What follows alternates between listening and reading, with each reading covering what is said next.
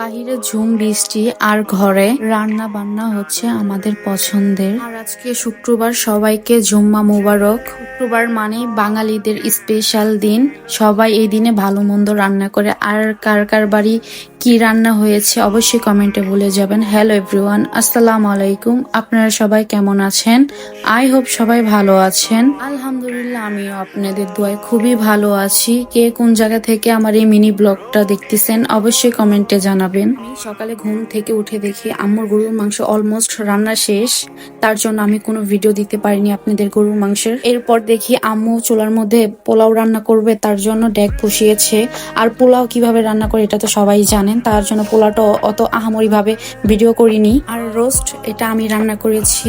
সবসময় আমার আব্বু আম্মু আমার পুরো ফ্যামিলি মানুষ আমার হাতে রোস্ট খেতে খুবই পছন্দ করে, তার জন্য আমি রোস্ট রান্না করেছি।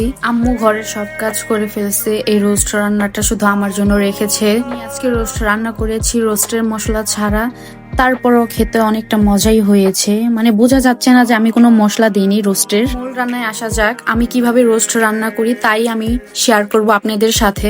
মুরগিটা কেটে ভালো মতো ধুয়ে লেবু লবণ দিয়ে মেখে রাখবো। চুলার মধ্যে আগুন দিয়ে কড়াইটা দিয়ে ভালো মতো গরম করে নিব, জানি মাংসগুলো লেগে না যায় কড়াইতে। মাংসগুলো যখন প্রপার ভাবে ভাজা হয়ে যাবে তারপর নামিয়ে পেঁয়াজ দিয়ে পেঁয়াজগুলো লাল লাল করে ভেজে নিব। তারপর বাদাম বাটা, আদা রসুন বাটা, গুঁড়ো সামান্য, টক দই, এলাচ, দারচিনি, তেজপাতা, রোস্টের মশলা এগুলো দিয়ে ঘরোয়া ভাবে আমি সুন্দর করে রোস্ট রান্না করি। আর ফ্রিজে মাছের ডিম ছিল, ওইগুলোই ভেজেছি।